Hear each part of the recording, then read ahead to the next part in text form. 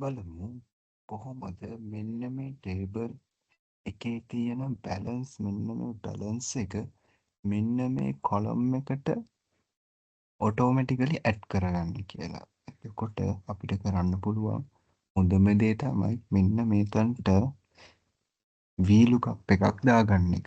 එතකොට එතනදී අපි විශේෂයෙන් බලන්න ඕනි මෙන්න මෙයා confirmation number එක මෙන්න මේ confirmation number එක එකම ෆෝමැට් එකකින් තියෙනවද කියලා. ඒක අපිට චෙක් කරගන්න පුළුවන් මෙන්න මෙතන මෙයා ජෙනරල්. මෙතනින් ගිහිල්ලා බැලුවොත් එයාත් ජෙනරල්. ඒ නිසා දැන් අපිට පුළුවන් VLOOKUP එක දාන්න.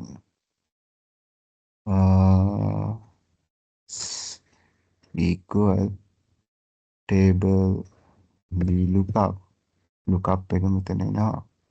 පස්සේ lookup value එක කමාවක් දැන් ටර්බල් එරේ එක වෙන්නේ මෙන්න මේ data range එක.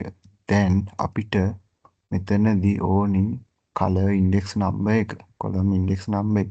ඒක අපිට ගන්න පුළුවන් මෙන්න මෙතන ඉඳලා මෙතනට තියෙන columns ගාන ගණන් කරලා 1 2 3 4 5 10 කමාවක් 5 then last extract match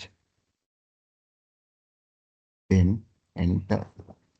then මෙන්න මේ එක රෝ එකක් නම් ෆිල් කරා. දැන් බලමු අපි කොහොමද මෙන්න මේ රෝ සියල්ල එකපාර ෆිල් කරගන්නේ කියලා. මෙන්න මෙතන තියෙන මෙන්න මේ ට්‍රැක් එක පල්ලහැට අදින්න.